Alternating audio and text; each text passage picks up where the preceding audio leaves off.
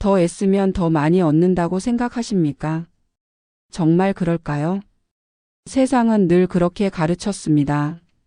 더 버티라고 가르쳤습니다. 더 밀어붙이라고 가르쳤습니다. 그래야 성공한다고 믿게 만들었습니다. 그러나 진짜 중요한 것은 다른 곳에 있었습니다. 가장 좋은 일은 힘을 뺀 날 찾아왔습니다. 가장 큰 성취는 애쓰지 않은 날 찾아왔습니다. 억지로 잡은 것은 오래가지 않았습니다. 편안히 놓은 것이 끝내 남았습니다. 애쓰는 사람은 지칩니다. 흐르는 사람은 도착합니다. 움켜쥔 손은 아무것도 담지 못합니다. 펼친 손이 오히려 더 많은 것을 받습니다. 어느 겨울 새벽이었습니다. 아무도 없는 길을 걷고 있었습니다. 숨이 하얗게 흩어졌습니다. 발밑에서 작은 강물 소리가 들렸습니다. 그 순간 문득 알았습니다. 인생은 강물이었습니다. 강물은 밀지 않습니다. 강물은 그저 흐릅니다. 그런데도 결국 바다에 닿습니다. 로마의 황제 마르쿠스 아우렐리우스는 말했습니다. 현재에 머물러라. 그 문장을 오래 붙들었습니다. 그 말은 포기가 아니었습니다. 삶의 리듬을 믿으라는 뜻이었습니다. 탈무드에는 이런 이야기가 있습니다. 한 상인이 사막을 건너고 있었습니다. 그는 물을 아끼려고 잔뜩 움켜쥐고 걸었습니다. 물통을 너무 세게 붙잡은 손이 떨렸습니다. 결국 물통이 깨졌습니다. 물이 모래 위로 다 쏟아졌습니다. 뒤따르던 상인은 물통을 가볍게 들고 걸었습니다. 그는 서두르지 않았습니다. 그의 물통은 끝까지 무사했습니다. 사막 끝에서 랍비가 말했습니다. 강하게 쥔 손은 먼저 지친다. 가볍게 든 손이 끝까지 간다. 우리는 세 가지를 붙잡고 삽니다. 결과를 붙잡습니다. 시간을 붙잡습니다. 타인의 평가를 붙잡습니다. 그리고 세 가지 모두 붙잡을수록 멀어집니다. 욕망을 밀어붙이면 욕망이 도망갑니다. 욕망을 내려놓으면 욕망이 다가옵니다. 초조함을 키우면 평온을 잃습니다. 호흡을 늦추면 길이 보입니다. 애쓰지 말고 흐르십시오. 저항하지 말고 받아들이십시오. 애쓰는 사람은 오늘을 밀어냅니다. 흐르는 사람은 오늘 안에 머뭅니다. 조급한 사람은 내일을 삽니다. 평온한 사람은 지금을 삽니다. 에픽테토스는 말했습니다. 부유함은 적게 원하는 데 있다. 노자는 말했습니다. 억지로 하지 않음으로 이루어진다. 세네카는 말했습니다. 더 원하기 때문에 가난하다. 세 사람은 다른 시대를 살았습니다. 세 사람은 같은 것을 보았습니다. 멈춰야 보이는 것이 있었습니다. 놓아야 얻어지는 것이 있었습니다. 오늘은 그 이야기를 하려 합니다. 애쓰는 삶이 아닙니다. 흐르는 삶에 대한 이야기입니다.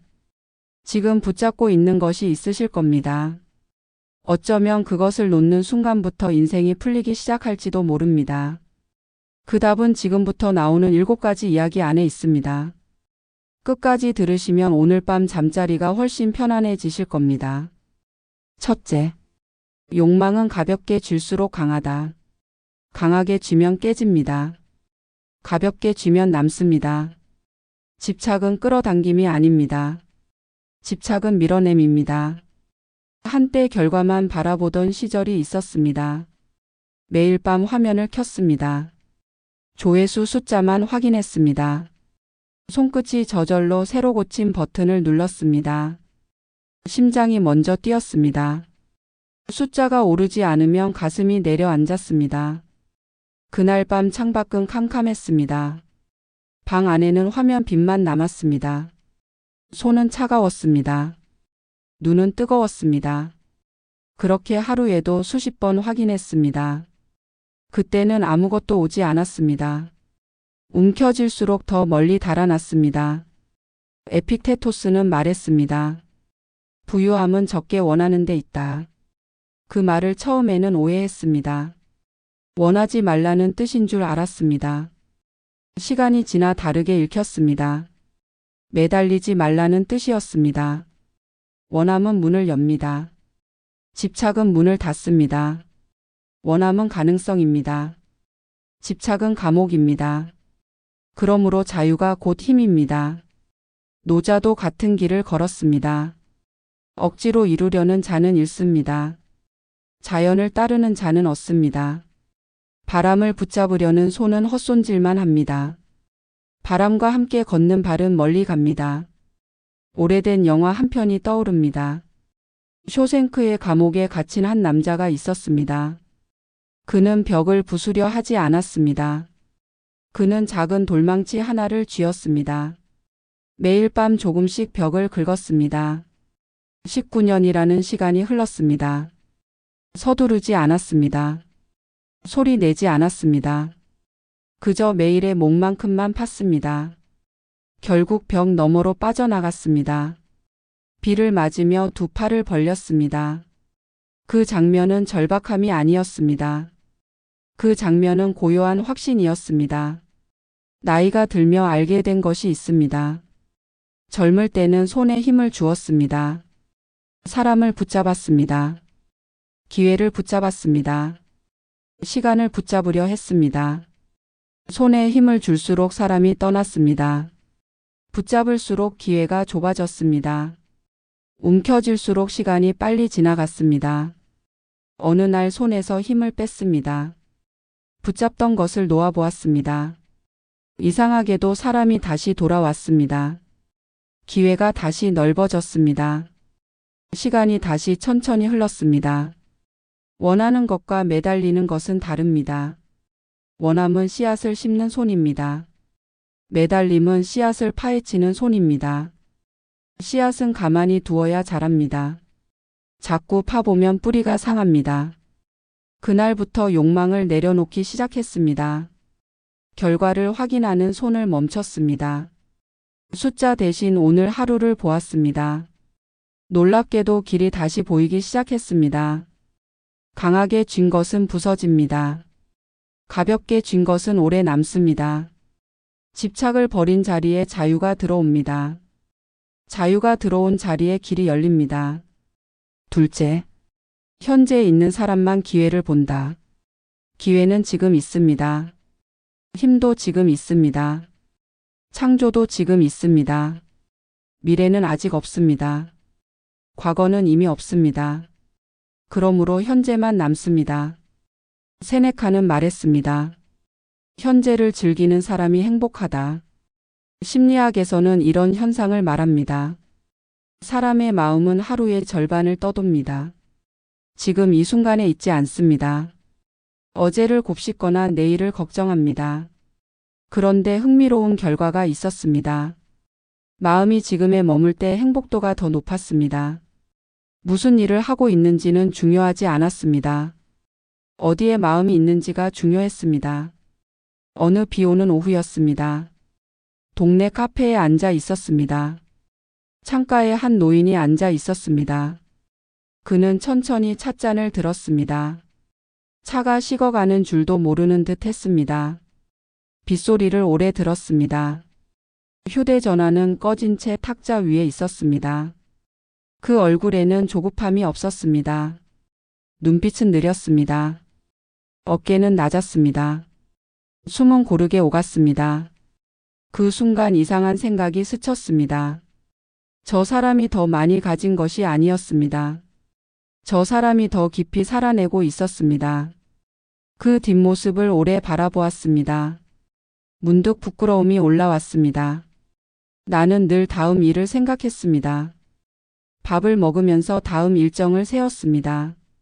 사람을 만나면서 다음 약속을 떠올렸습니다. 몸은 여기 있었습니다. 마음은 늘 다른 곳에 있었습니다. 현재는 작은 문입니다. 그러나 모든 인생은 그 문으로 들어옵니다. 사랑도 그 문으로 옵니다. 기쁨도 그 문으로 옵니다. 치유도 그 문으로 옵니다. 문 앞에 없는 사람은 아무것도 받지 못합니다. 장자는 말했습니다. 바람은 붙잡을 수 없다. 그러나 바람과 함께 움직일 수는 있다.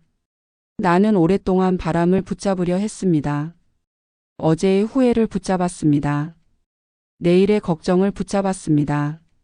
손은 늘 허공을 움켜쥐었습니다. 나이가 들며 알게 된 통계가 있습니다.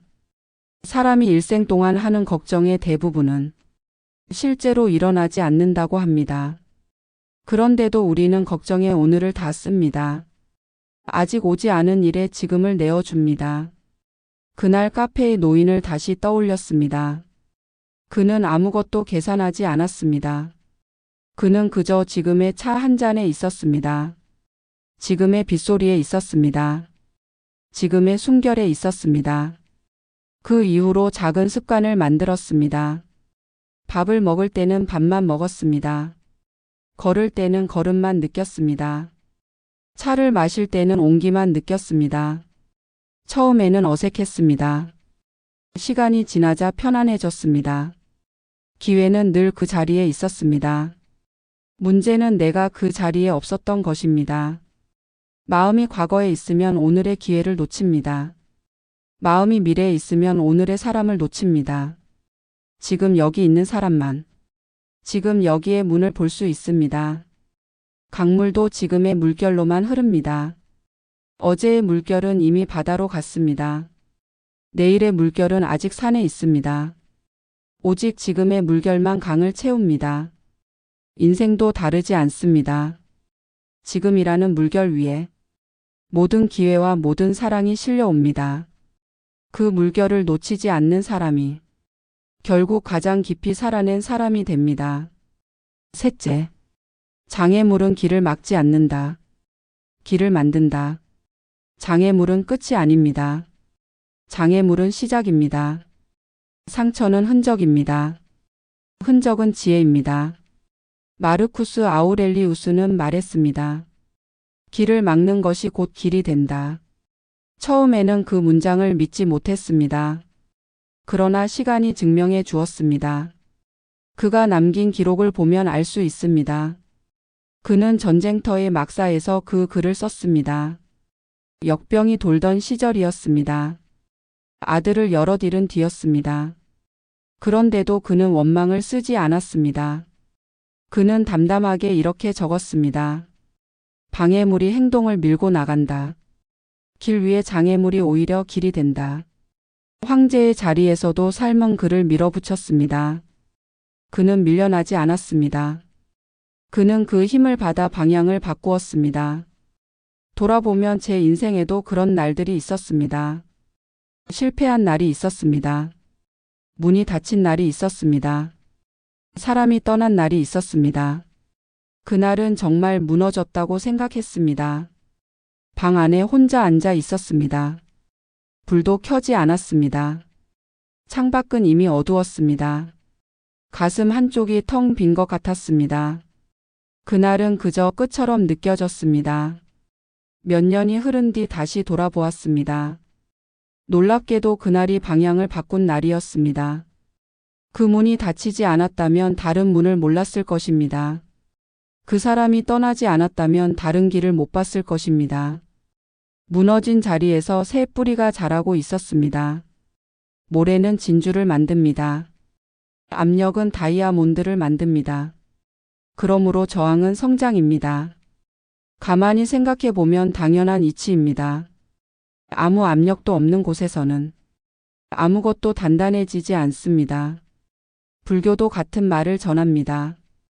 고통은 깨달음의 문입니다. 고통을 미워하지 말라 했습니다. 고통을 통과하라 했습니다. 피하려 할수록 고통은 따라옵니다. 받아들이는 순간 고통은 스승이 됩니다. 나이가 든다는 것은 장애물의 목록이 길어진다는 뜻이기도 합니다. 몸이 예전 같지 않은 날이 옵니다. 가까운 사람을 떠나보내는 날이 옵니다. 계획이 어긋나는 날이 옵니다. 젊을 때는 그런 날을 재앙이라 불렀습니다. 나이가 들고는 다르게 부르게 되었습니다. 그런 날은 이정표였습니다. 그런 날은 방향을 알려주는 표지판이었습니다. 강물을 떠올려 봅니다. 강물은 바위를 만나면 멈추지 않습니다. 강물은 바위를 돌아 다른 길을 냅니다. 바위가 없었다면 강물은 늘 같은 길로만 흘렀을 것입니다. 바위 덕분에 강물은 더 깊은 굽이를 만듭니다. 우리 인생도 다르지 않습니다. 장애물을 만나지 않은 인생은 깊은 굽이 하나 없는 밋밋한 물줄기와 같습니다. 장애물을 통과한 인생은 그만큼 깊고 넓은 굽이를 갖게 됩니다. 지금 어떤 벽 앞에 서 계실지도 모릅니다. 그 벽은 끝이 아닐 겁니다. 그 벽은 다른 길로 들어서는 문일 겁니다. 막힌 자리에서 방향이 태어납니다. 저항한 자리에서 지혜가 태어납니다. 그러므로 지금의 장애물을 미워하지 마시길 바랍니다. 그것은 어쩌면 인생이 당신에게 내미는 가장 조용한 안내판일지도 모릅니다. 넷째, 내면이 흔들리면 세상이 흔들린다. 평화는 안에서 시작됩니다. 두려움도 안에서 시작됩니다. 세상은 거울입니다. 세상은 내면을 비출 뿐입니다. 에픽테토스는 말했습니다. 누구도 허락 없이는 너를 해칠 수 없다. 그는 노예로 태어났습니다. 다리를 다쳐 평생 절뚝였습니다. 그런데도 그는 이렇게 가르쳤습니다.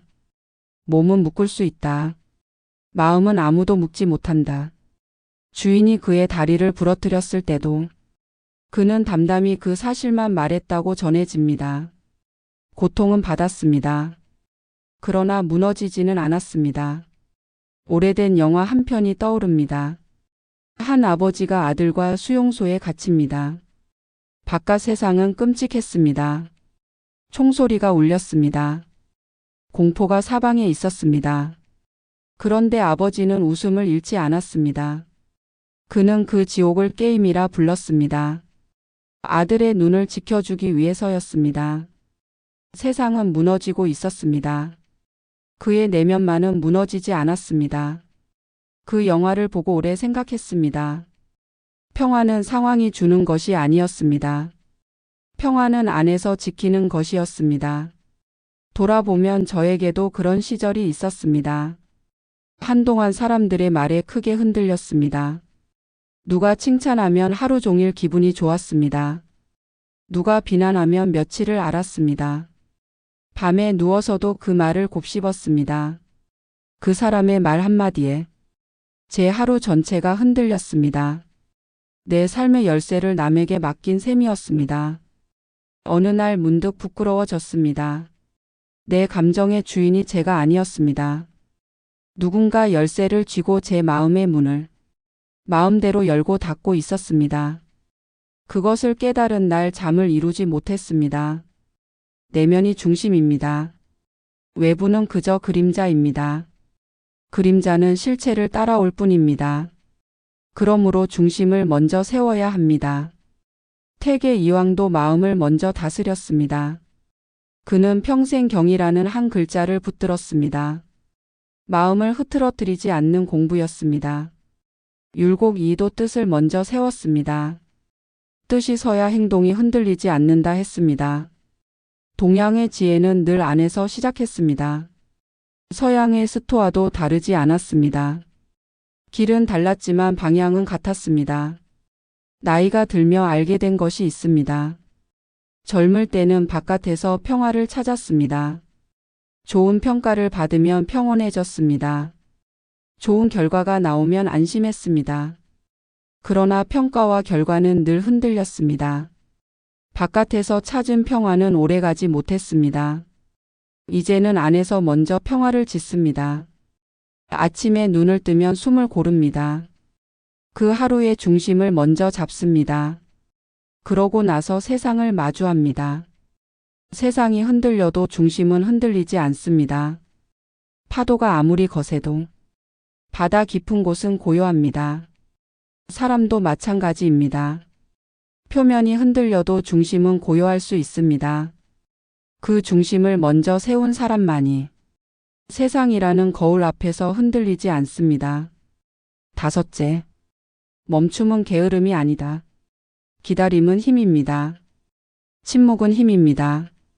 멈춤은 준비입니다. 우리는 늘 움직입니다. 불안해서 움직입니다. 두려워서 움직입니다. 바빠야 마음이 놓입니다. 가만히 있으면 뒤처지는 것 같습니다. 그러나 압니다. 가장 큰 변화는 고요 속에서 왔습니다. 신라의 승려 원효의 이야기가 있습니다. 그는 유학길에 올라 밤길을 걷고 있었습니다. 목이 말라 어둠 속에서 물을 찾았습니다. 바가지에 담긴 물을 발견했습니다. 그 물을 달게 마셨습니다. 날이 밝고 다시 그 자리를 보았습니다. 바가지인 줄 알았던 것은 해골이었습니다. 물인 줄 알았던 것은 고인 빗물이었습니다. 그는 그 자리에 멈춰 섰습니다. 한참을 움직이지 않았습니다. 그리고 문득 깨달았습니다. 좋고 나쁜 것은 물 자체에 없었습니다. 좋고 나쁜 것은 자기 마음에 있었습니다. 그는 유학길을 되돌렸습니다. 멈춘 자리에서 평생의 깨달음을 얻었습니다. 돌아보면 저에게도 그런 순간이 있었습니다. 한동안 쉬지 않고 움직였습니다. 아침에 일어나면 바로 일을 시작했습니다. 밤이 되어야 겨우 멈췄습니다. 멈추는 시간이 아깝다고 생각했습니다. 가만히 있으면 죄를 짓는 기분이었습니다. 그러던 어느 하루가 있었습니다. 몸이 갑자기 말을 듣지 않았습니다. 아무것도 할 수 없었습니다. 억지로 누워 하루를 흘려보냈습니다. 처음에는 초조했습니다. 시간이 그냥 사라지는 것 같았습니다. 그런데 오후가 되자 이상한 일이 있었습니다. 마음속에서 작은 목소리가 들리기 시작했습니다. 평소에는 듣지 못하던 소리였습니다. 그동안 무엇을 두려워했는지 보였습니다. 그동안 무엇을 놓치고 있었는지 보였습니다. 그날 처음으로 제 마음의 소리를 들었습니다. 노자는 말했습니다. 억지로 하지 않음으로 이루어진다. 씨앗은 조용히 자랍니다. 새벽은 소리 없이 옵니다. 봄도 서두르지 않습니다. 그런데도 겨울은 어김없이 끝이 납니다. 움직임이 전부가 아닙니다. 방향이 전부입니다. 방향 없이 바쁜 사람은 제자리에서 원을 그릴 뿐입니다. 방향을 아는 사람은 가만히 있어도 나아가고 있습니다. 나이가 들며 알게 된 것이 있습니다. 젊을 때는 멈추는 것을 두려워했습니다. 멈추면 뒤처진다고 믿었습니다. 지금은 다르게 압니다. 멈춤은 뒤처짐이 아니었습니다. 멈춤은 준비였습니다. 강물도 가끔은 웅덩이에서 잠시 고입니다. 그 고임이 있어야 다시 흐를 힘을 모읍니다. 사람의 마음도 다르지 않습니다. 잠시 고이는 시간이 있어야 다시 흐를 방향이 보입니다. 지금 너무 오래 움직이고 계셨다면 잠시 멈춰 서 보시길 바랍니다. 그 고요 속에서 가장 큰 변화가 기다리고 있을지도 모릅니다. 여섯째, 감사는 현실을 바꾸는 힘이다. 감사는 예의가 아닙니다. 감사는 시선입니다. 시선이 바뀌면 세상이 바뀝니다. 세네카는 말했습니다. 더 원하기 때문에 가난하다. 한국에 오래된 민담이 하나 있습니다. 가난한 나무꾼이 산에서 도끼를 잃었습니다. 연못가에 주저앉아 울고 있었습니다. 그때 산신령이 나타났습니다. 금도끼를 들고 물었습니다. 이것이 내 도끼냐? 나무꾼은 아니라고 답했습니다. 은도끼를 들고 다시 물었습니다. 이것도 아니라고 답했습니다. 낡은 쇠도끼를 들고서야 고개를 끄덕였습니다. 산신령은 정직함을 보고 세 가지 도끼를 모두 내주었습니다. 그 나무꾼의 이웃은 이야기를 들었습니다. 그는 일부러 도끼를 연못에 던졌습니다. 금도끼를 보자마자 제 것이라 외쳤습니다. 욕심을 본 산신령은 쇠도끼마저 거두어 가버렸습니다. 있는 것을 본 사람은 더 얻었습니다. 없는 것만 욕심낸 사람은 다 잃었습니다. 돌아보면 저도 오랫동안 없는 것만 세던 사람이었습니다. 아침에 눈을 뜨면 부족한 것부터 세었습니다. 이룬 것보다 못 이룬 것을 세었습니다. 가진 것보다 남이 가진 것을 세웠습니다. 그래서 늘 불안했습니다. 마음 한구석이 늘 허기졌습니다. 아무리 채워도 배가 부르지 않았습니다. 어느 겨울날이었습니다. 몸이 며칠 아파 자리에 누워 있었습니다. 숨 쉬는 것조차 버거운 날이었습니다. 그날 문득 이상한 생각이 들었습니다. 숨을 쉴 수 있다는 것. 그것이 얼마나 큰 일인지. 그동안 한 번도 세어보지 않았습니다. 그날부터 있는 것을 세기 시작했습니다. 숨이 있습니다. 몸이 있습니다. 오늘이 있습니다. 작은 목록이었습니다. 그런데 그 목록을 세는 순간 이상한 평안이 찾아왔습니다. 없는 것을 세던 마음은 늘 좁았습니다. 있는 것을 세는 마음은 조금씩 넓어졌습니다. 감사는 풍요를 부릅니다. 불평은 결핍을 키웁니다. 같은 하루도 불평 속에서는 가난해집니다. 감사 속에서는 풍요로워집니다. 그러므로 감사는 태도가 아니라 운명을 가르는 갈림길이었습니다. 부처는 만족을 최고에 불화했습니다. 젊을 때는 그 말이 그저 체념처럼 들렸습니다. 나이가 들어서야 다르게 들렸습니다. 그것은 체념이 아니었습니다. 그것은 이미 가진 것을 알아보는 눈이었습니다. 나이가 든다는 것은 잃는 것이 많아진다는 뜻이기도 합니다. 그런데 신기한 일이 있습니다. 잃는 것이 많아질수록 남은 것이 더 선명하게 보이기 시작했습니다.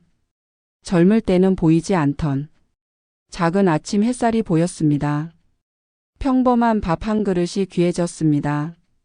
곁에 있는 사람의 목소리가 선명해졌습니다. 없는 것을 세는 사람은 평생 가난합니다. 있는 것을 세는 사람은 지금 이 순간 이미 부자입니다. 그 차이는 재산이 아니었습니다. 그 차이는 오직 시선이었습니다. 일곱째, 모든 것은 제때 온다. 때는 있습니다. 순서는 있습니다. 계절은 있습니다. 인생도 다르지 않습니다. 마르쿠스 아우렐리우스는 말했습니다. 운명을 사랑하라. 세계적인 베스트셀러 소설이 있습니다. 한 양치기 소년의 이야기입니다. 그는 보물을 찾아 먼 길을 떠났습니다. 사막을 건넜습니다. 오아시스에서 사랑을 만났습니다. 전쟁을 만났습니다. 연금술사를 만났습니다. 숱한 우회로를 지나야 했습니다. 마침내 피라미드 아래에 도착했습니다. 그런데 보물은 그곳에 없었습니다. 보물은 그가 처음 떠났던 곳에 있었습니다. 그가 출발한 바로 그 자리였습니다. 그 긴 우회가 없었다면 그는 그 보물의 가치를 몰랐을 것입니다. 지연은 거절이 아니었습니다. 그것은 준비의 시간이었습니다. 돌아보면 제 인생도 다르지 않았습니다. 젊을 때는 늘 서둘렀습니다. 빨리 이루고 싶었습니다. 남보다 앞서고 싶었습니다. 남들이 먼저 가는 모습을 보면 마음이 조급해졌습니다. 잠도 편히 못 이룬 밤이 많았습니다. 그런데 이상한 일이 있었습니다. 빨리 얻은 것은 빨리 사라졌습니다. 서둘러 잡은 기회는 손에 오래 머물지 않았습니다. 오히려 늦게 온 것이 오래 남았습니다. 돌아서 온 것이 더 깊이 뿌리 내렸습니다. 잃은 뒤에야 얻은 것이 더없이 귀하게 느껴졌습니다.